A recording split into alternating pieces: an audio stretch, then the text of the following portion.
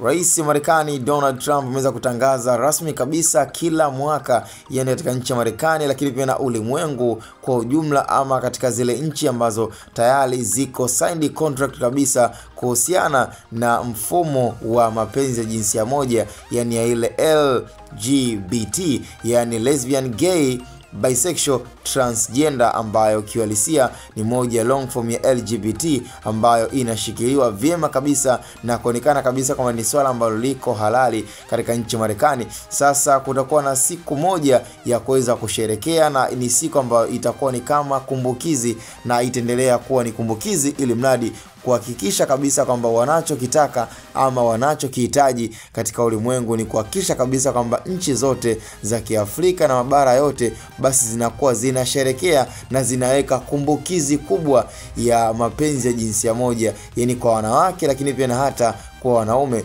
Sasa katika swali ambalo kidogo lilikuwa ni tata sana, ni mara baada ya kuona pia Donald Trump pia ni mwenyewe ni kama alikuwa haeleweki mara baada ya kuwa na ukaribu na baadhi ya viongozi wenzie wa kiume wakiwa katika mazingira ama katika moja ya matukio ambayo yanaonekana kabisa kwamba si matukio mazuri kwa rais ama kiongozi kama yeye kuwa na ukaribu na wanaume mwenzie vile, na pengine kufikia hatua mpaka ya kupigana mabusu ya kwenye shavu. Ni swala ambalo kwa wazungu ama kwa Marekani wanalichukulia ni jambo la kawaida sana, yani kwa Donald Trump kuweza kumpiga busu kiongozi mwenzie wa kiume ama mtu wake wa karibu linachukua ni jambo la kawaida sana, lakini ishu ambayo imekuwa ikiendelea kusapoti upinde wa mvua, yani mapenzi ya jinsia moja ambayo ni LGBT, ambayo ni lesbian, gay, bisexual, transgender, ambao pia ni moja ya uthibitisho unaoendelea kuwepo katika majarida tofauti tofauti. Cha msingi tukutane kwenye upande wa comment. Ni Hatboy